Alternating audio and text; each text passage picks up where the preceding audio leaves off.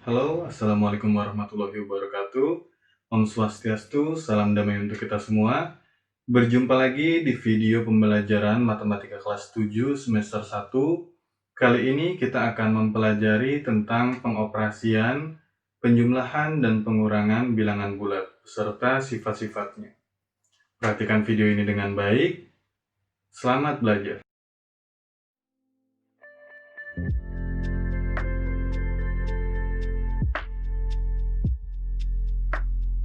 Sebelumnya, kalian telah belajar tentang pengertian hingga contoh-contoh soal bilangan bulat. Dan di video tersebut Bapak memberikan beberapa soal melalui Sway untuk kalian kerjakan secara mandiri. Sekarang mari kita bahas soal-soal tersebut satu persatu. Latihan soal nomor 1. Diketahui bilangan bulat positif K dan bilangan bulat negatif L. Bilangan K tersusun dari 4 angka, sedangkan bilangan L tersusun dari 5 angka. Manakah bilangan yang lebih besar? Jelaskan. Di sini kita punya dua buah bilangan bulat. Yang pertama adalah bilangan bulat positif K. Dia tersusun dari 4 angka penyusun, yang himpunannya bisa kalian tulis sebagai A, B, C, dan D, di mana A nilainya ribuan, B ratusan, C puluhan, dan D satuan. Sebagai contoh, positif 1991. Dia tersusun dari 4 angka penyusun, yaitu semuanya positif. Yang pertama adalah 1000, kemudian yang kedua 900, yang ketiga 90, dan yang terakhir 1. Jika dijumlahkan semuanya positif 1991. Terdiri dari 4 angka penyusun. Kemudian bilangan bulat yang kedua yaitu negatif L, yang tersusun dari 5 angka penyusun. Dapat kita tulis himpunannya sebagai sini negatif A, B, C, D, dan E.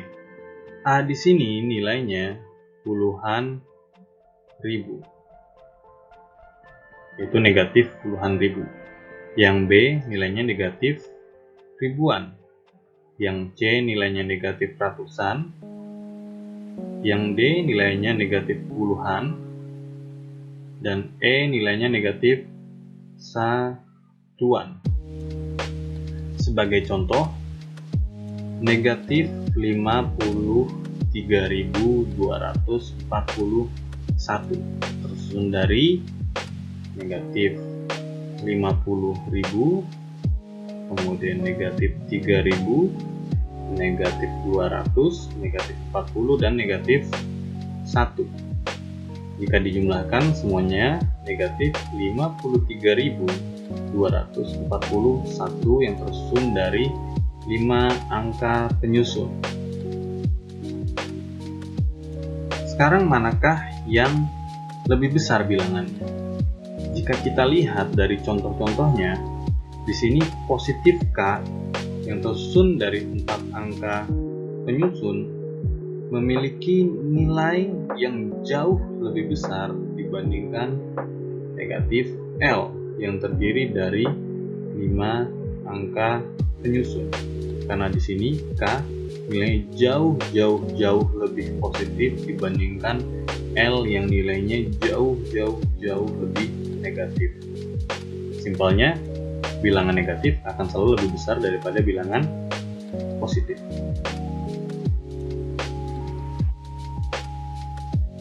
Latihan soal nomor 2. Diketahui bilangan C dan D adalah bilangan bulat negatif. Bilangan C tersusun dari 3 angka penyusun, sedangkan bilangan D tersusun dari 4 angka penyusun. Manakah bilangan yang lebih besar? Jelaskan. Di sini kita juga mempunyai dua buah bilangan bulat. Tapi kali ini kedua-duanya adalah bilangan bulat negatif.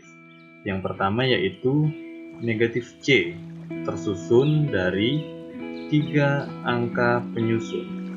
Himpunannya dapat kita tulis sebagai negatif A, B, dan C. Dengan A di sini bernilai ratusan, B puluhan, dan C satuan, di mana ketiganya sama-sama negatif. Sebagai contoh, negatif 341, negatif 213, negatif 111, dan seterusnya. Semua angka di sini tersusun dari 3 angka penyusun yang semuanya sama-sama merupakan bilangan bulat negatif. Kemudian, bilangan bulat negatif berikutnya adalah negatif D, tersusun dari 4 angka penyusun. Himpunannya dapat kita tulis sebagai negatif A, B, C, dan D. Dengan A di sini bernilai negatif ribuan, B bernilai negatif ratusan, dan C bernilai negatif puluhan, dan D bernilai negatif satuan. Sebagai contoh, negatif 3.413, negatif 5.333, negatif 9.413, dan seterusnya. Pada bilangan negatif, semakin besar nilainya, maka akan semakin kecil, ya.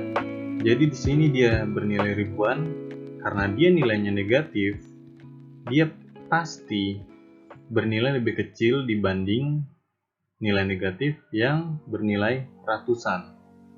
Jadi, karena negatif C adalah bilangan bulat negatif ratusan, pasti dia akan selalu lebih besar dibanding D, atau bilangan bulat negatif D, yang bernilai ribuan. Jadi semakin besar bilangan negatifnya, akan semakin kecil nilainya, ya.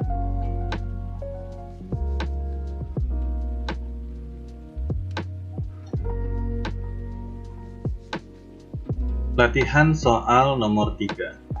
Diketahui bilangan X, Y, dan Z. Jika setiap huruf pada bilangan di bawah ini mewakili satu angka, urutkan bilangan tersebut dari yang terbesar. Yang pertama, bilangan X sama dengan 1, 2, 3, A, B, C. B, yaitu bilangan Y sama dengan 4, 5, B, C, D, E. Dan yang terakhir C, bilangan Z sama dengan 9, A, B, C, D. Untuk mengurutkan bilangan-bilangan ini dari yang terbesar hingga yang terkecil, kita hitung berapa banyak angka penyusunnya. Pada X, dia terdiri dari 1, 2, 3, 4, 5, 6. Dia terdiri dari 6 angka penyusun, ya. Kemudian Y, 4, 5, B, C, D, E, dia terdiri dari 1, 2, 3, 4, 5, 6. 6 angka penyusun. Dan untuk Z, 9, A, B, C, D. 1, 2, 3, 4, 5. 5 angka penyusun. Karena di sini X dan Y sama-sama memiliki 6 angka penyusun, untuk mengetahui mana yang lebih besar, kita lihat angka pertamanya, ya. Angka pertama di sini karena dia 6 angka penyusun, dia bernilai ratusan ribu. Jadi untuk X dia berarti 123.000 A, B, C. dengan A, B, C di sini nilai berapapun, dengan A itu ratusan, B itu puluhan, dan C satuan. Untuk Y, jadi dia 450.000 sekian.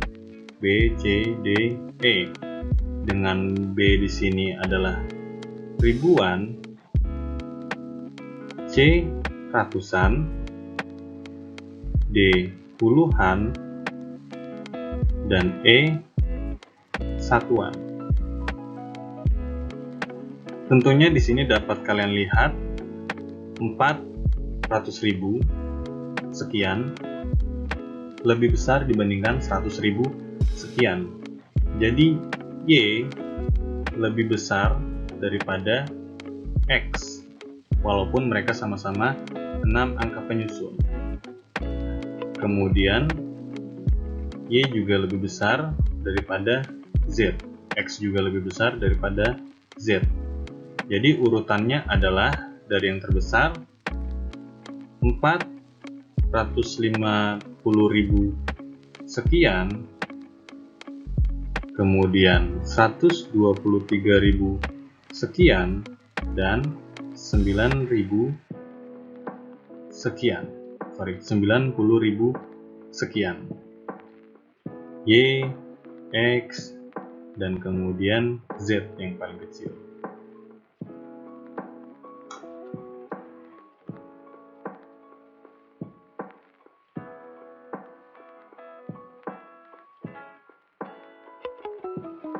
Setelah kita mempelajari tentang soal-soal latihan minggu lalu dan kita bahas sampai tuntas, sekarang mari kita masuk ke pembelajaran berikutnya.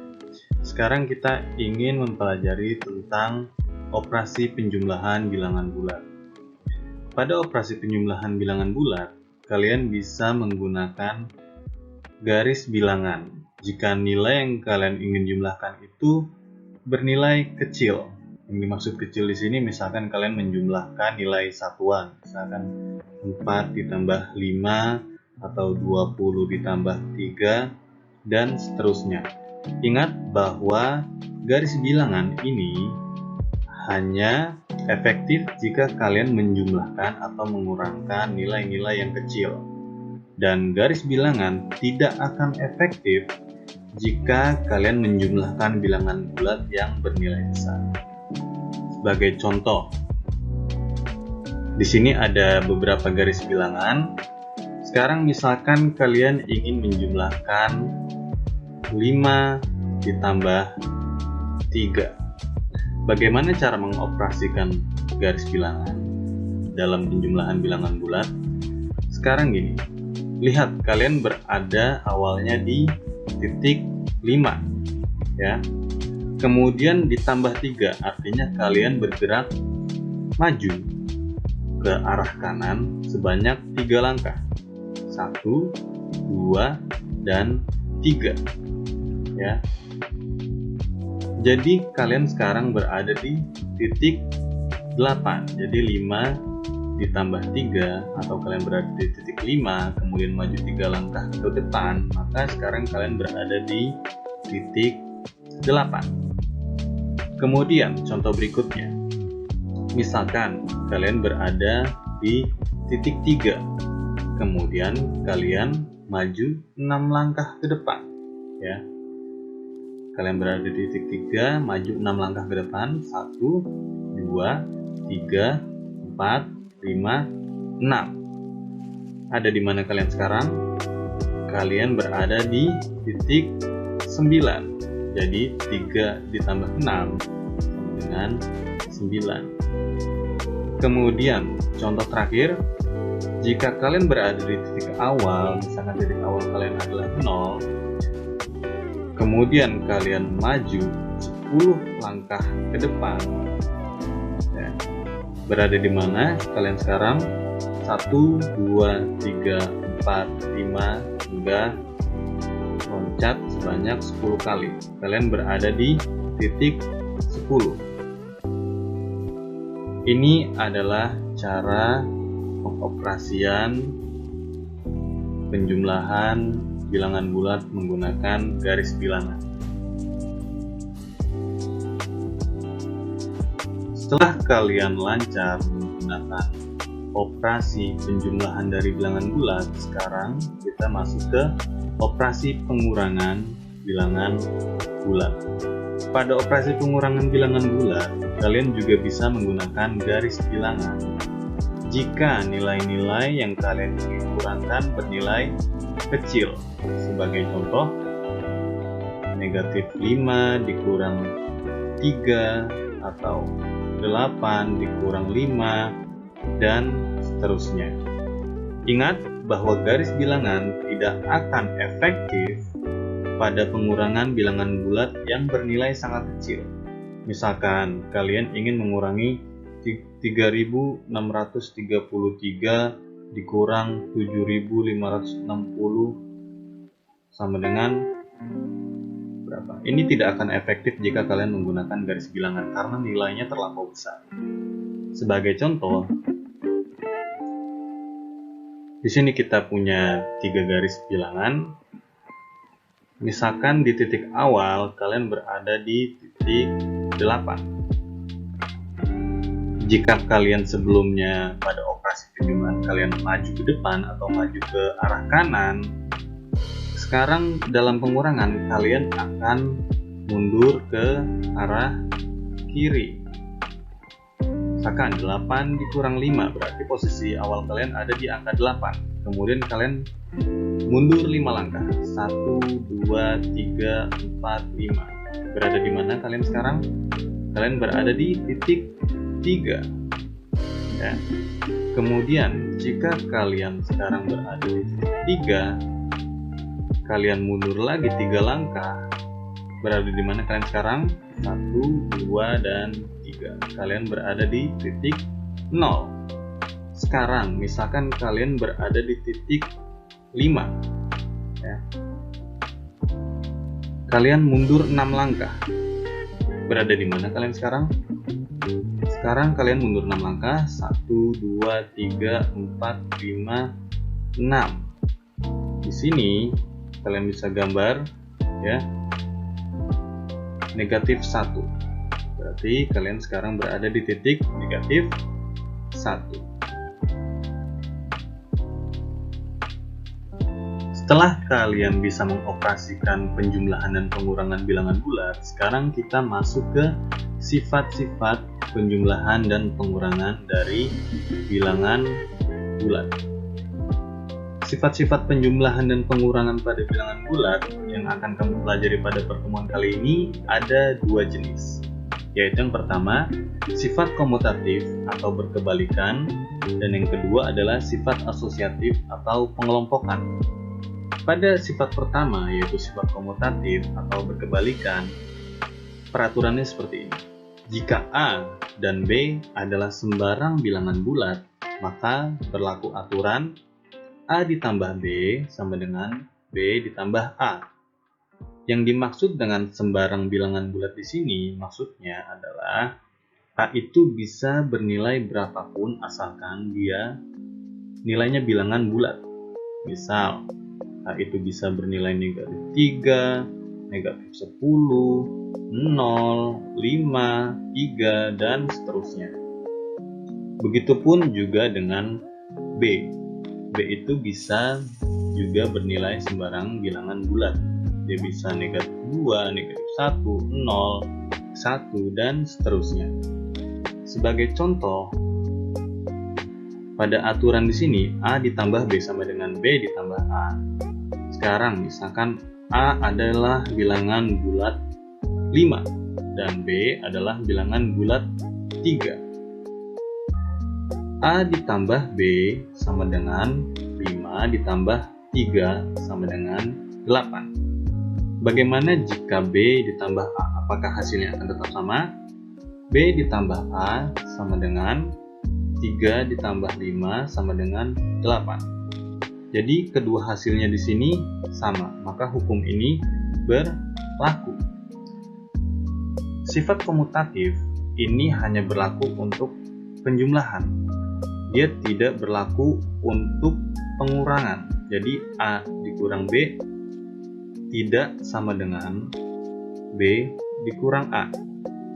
Sebagai contoh, jika A sama dengan 2 dan B sama dengan 1, maka A dikurang B sama dengan 2 dikurang 1 sama dengan 1, dan B dikurang A sama dengan 1 dikurang 2 sama dengan negatif 1. Jadi, kesimpulannya A dikurang B tidak sama dengan B dikurang A. Jadi, pada kasus pengurangan, sifatnya tidak komutatif. Kemudian bagaimana dengan sifat asosiatif atau pengelompokan? Di sini peraturannya, jika A, B, dan C adalah sembarang bilangan bulat, maka berlaku aturan A ditambah B ditambah C sama dengan dalam kurung A ditambah B, kemudian baru ditambahkan C. Sebagai contoh, jika A sama dengan 1, B sama dengan 2, dan C sama dengan 3, maka A ditambah B ditambah C sama dengan 1 ditambah dalam kurung 2 ditambah 3. Jadi jika kamu bertemu dengan tanda dalam kurung seperti ini, yang kamu harus lakukan pertama kali adalah menjumlahkan yang berada di dalam kurung terlebih dahulu. Jadi 1 ditambah 5 sama dengan 6. Bagaimana dengan peraturan yang kedua? A ditambah B, ya, dalam kurung tutup kurung, ditambah C. Jadi 1 ditambah 2 kurung ditambah 3. 1 tambah 2, 3, tambah 3 sama dengan 6. Maka kedua peraturan di sini mereka sifatnya asosiatif atau pengelompokan. Jadi yang di dalam kurung ini yang dikelompokkan terlebih dahulu atau yang dijumlahkan terlebih dahulu.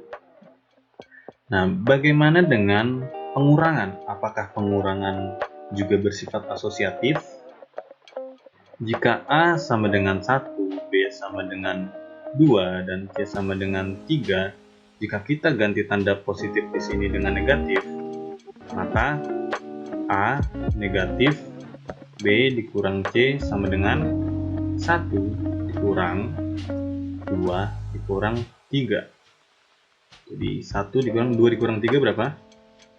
Negatif 1. Di sini negatif bertemu dengan negatif, dia adalah positif. Jadi ini sama saja dengan 1 ditambah 1 sama dengan 2. Bagaimana dengan peraturan yang kedua? Jika tandanya kita ganti negatif, jadi dalam kurung A dikurang B dikurang C. 1 dikurang 2 dikurang 3.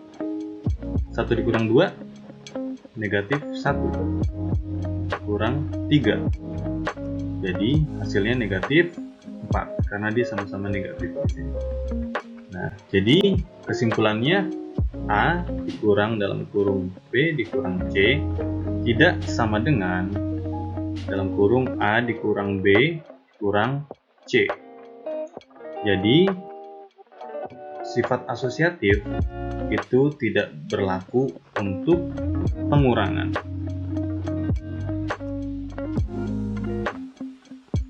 Ada sifat-sifat lain dari penjumlahan dan pengurangan bilangan bulat yang akan kalian pelajari. Sini ada 3 jenis, ya, yaitu yang pertama, bilangan genap-genap menghasilkan bilangan genap. Maksudnya, jika kamu punya 2 buah bilangan bulat yang nilainya genap, jika di sini sebagai contoh A sama dengan 2 dan B sama dengan 4, jika mereka dijumlahkan, hasilnya bernilai bilangan bulat genap. A ditambah B sama dengan 2 ditambah 4 sama dengan 6, di mana 6 di sini merupakan bilangan bulat genap. Atau jika kamu kurangkan mereka berdua, A dikurang B, 2 dikurang 4 sama dengan negatif 2, yang juga merupakan bilangan bulat genap. Untuk sifat yang kedua, bilangan genap ganjil menghasilkan bilangan ganjil. Sebagai contoh, jika A merupakan bilangan bulat genap, misal 4, dan B merupakan bilangan bulat ganjil, misal 3, jika kamu lakukan operasi penjumlahan atau pengurangan, hasilnya pasti ganjil. Jadi misalkan A ditambah B sama dengan 4 ditambah 3 sama dengan 7, di mana 7 adalah bilangan bulat ganjil. Jika dikurangkan, A dikurang B sama dengan 4 dikurang 3, hasilnya 1, yang juga merupakan bilangan bulat ganjil. Sekarang sifat yang ketiga, yaitu bilangan ganjil-ganjil menghasilkan bilangan genap. Oke, sebagai contoh, A bernilai 3 dan B bernilai 1, maka A ditambah B sama dengan 3 ditambah 1 sama dengan 4, yang adalah bilangan bulat genap. Jika A dikurang B, maka 3 dikurang 1 sama dengan 2, yang juga merupakan bilangan bulat genap.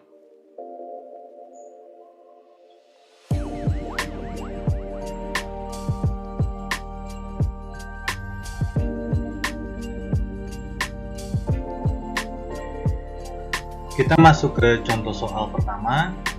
Seorang penyelam amatir mula-mula berlatih menyelam di kedalaman 2 meter di bawah permukaan laut. Kemudian ia turun lagi hingga kedalaman 5 meter di bawah permukaan laut.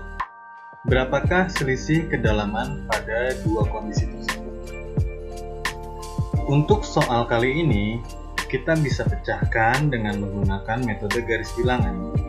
Sekarang kita gambar terlebih dahulu garis bilangannya. Di sini, posisi awal dari si penyelam tersebut berada di kedalaman 2 meter. Di sini kita bisa tulis sebagai titik 0, kemudian 1, kemudian di sini 2, dan seterusnya. 3, 4, 5, 6. Posisi awal dari si penyelam 2 meter. Jadi dia berada di sini. Kemudian ia turun lagi hingga kedalaman 5 meter. Turun ke 5 meter. Ini posisi akhir. Jadi dari 2 meter dia turun ke 5 meter. Di garis bilangan berarti dia bergerak ke arah kanan, ke angka 5. 1, 2, 3. Dan sekarang dia berada di kedalaman 5 meter. Di sini kita ditanya berapakah selisih kedalaman pada dua kondisi tersebut. Untuk mencari selisih, selisihnya yaitu posisi akhir dikurangi dengan posisi awal dari si penyelam tersebut. Maka posisi akhirnya adalah 5 meter dan posisi awalnya adalah 2 meter. Maka selisihnya adalah 5 dikurang 2 yaitu 3 meter. Contoh soal nomor 2. Pak Abdul mempunyai hutang pada Pak Boas sebesar Rp700.000. Karena Pak Abdul mengalami kecelakaan, ia terpaksa meminjam uang lagi pada Pak Boas sebesar Rp200.000.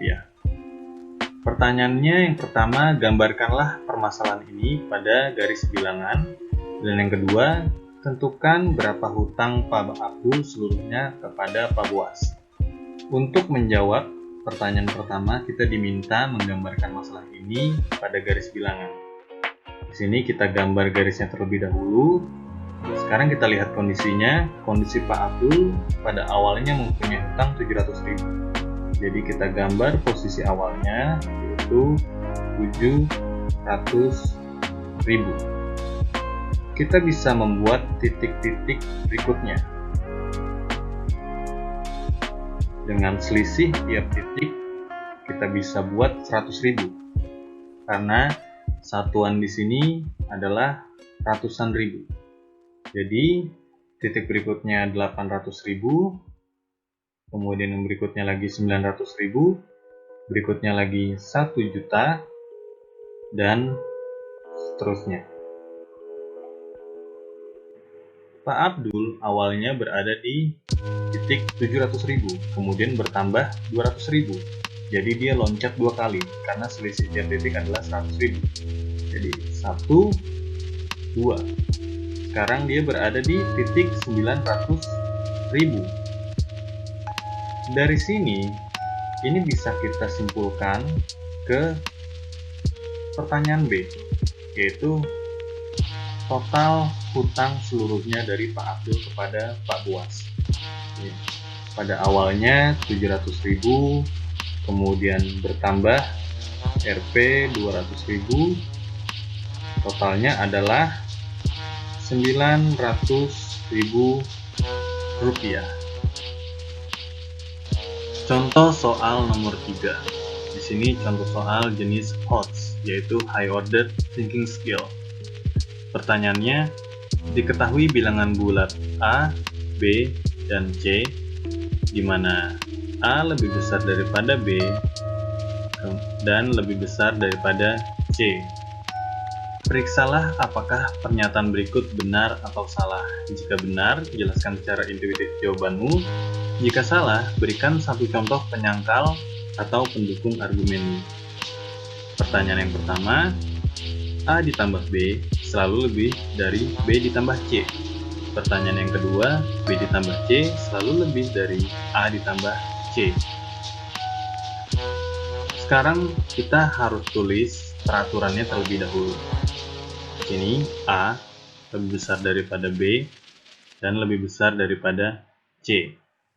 Peraturan di sini dapat kita bagi menjadi 3 bagian, di mana A lebih besar daripada B, A lebih besar daripada C, dan B lebih besar daripada C.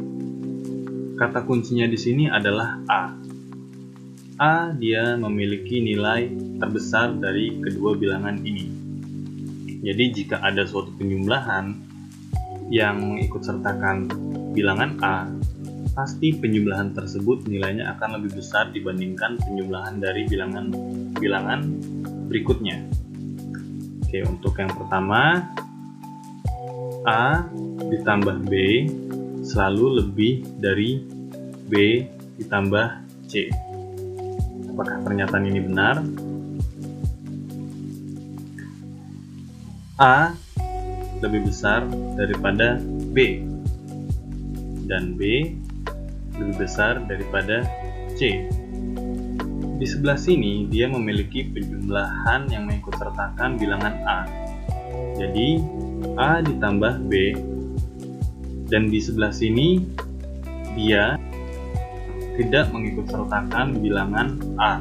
Karena A lebih besar daripada kedua bilangan tersebut, lebih besar daripada kedua bilangan tersebut, maka baik itu penjumlahan A dengan B atau A dengan C, hasilnya akan selalu lebih besar dibandingkan penjumlahan B dengan C. Jadi A ditambah B akan selalu lebih besar dibandingkan B ditambah C. Jadi pernyataan ini benar. Jika kalian bingung, sebagai contoh, misalkan A di sini adalah 8, ya. Kemudian 8 pasti lebih besar daripada B, misalkan 5. Dan 8 dan 5 pasti lebih besar daripada C, misalkan 2, ya. Jadi jika A ditambah B sama dengan 8 ditambah 5 sama dengan 13, dan B ditambah C sama dengan 5 ditambah 2 sama dengan 7, dapat kita simpulkan bahwa A ditambah B selalu lebih besar dibandingkan B ditambah C, atau 13 lebih besar dibandingkan 7. Jadi untuk pernyataan yang pertama di sini benar. Kemudian kita periksa pernyataan yang kedua. B ditambah C selalu lebih dari A ditambah C. Apakah ini benar? Sekarang kita lihat ke peraturan awalnya. A di sini memiliki nilai yang paling besar. Jadi jika A ditambahkan salah satu dari kedua bilangan ini, maka hasilnya akan selalu lebih besar dibandingkan penjumlahan kedua bilangan di sini, ya. B ditambah C di sini tidak mengikutsertakan A, berarti hasilnya akan selalu lebih kecil dari bilangan yang mengikutsertakan penjumlahan A, baik itu A plus C atau A plus B, ya. Jadi pernyataan di sini salah. Untuk membuktikannya sebagai contoh, jika A itu 10 pasti lebih besar daripada B yang bernilai 5, dan juga 10 dan 5 pasti lebih besar daripada C yang bernilai 3. Jadi B ditambah C sama dengan 5 tambah 3 sama dengan 8, dan A ditambah C sama dengan 10 tambah 3, yaitu 13. Jadi B ditambah C sama dengan 8, pasti nilainya lebih kecil dan selalu lebih kecil dibandingkan A ditambah C, yaitu 13.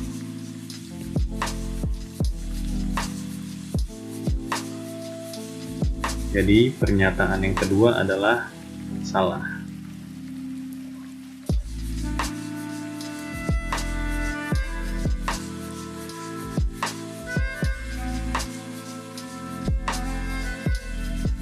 Setelah belajar tentang contoh-contoh soal dari pengoperasian penjumlahan dan pengurangan bilangan bulat, sekarang kalian bisa menuju ke halaman 18 di buku paket kalian. Buku paket yang kita pakai di sini yang diberikan oleh sekolah, buku dari Kemendikbud, yaitu buku matematika kelas 7 semester 1. Di situ ada bagian tentang ayo kita bernalar yang kalian bisa kerjakan di buku tulis kalian masing-masing. Dan jangan lupa buka Google Classroom kalian dan baca instruksi lengkap tentang cara pengerjaan bagian latihan ini.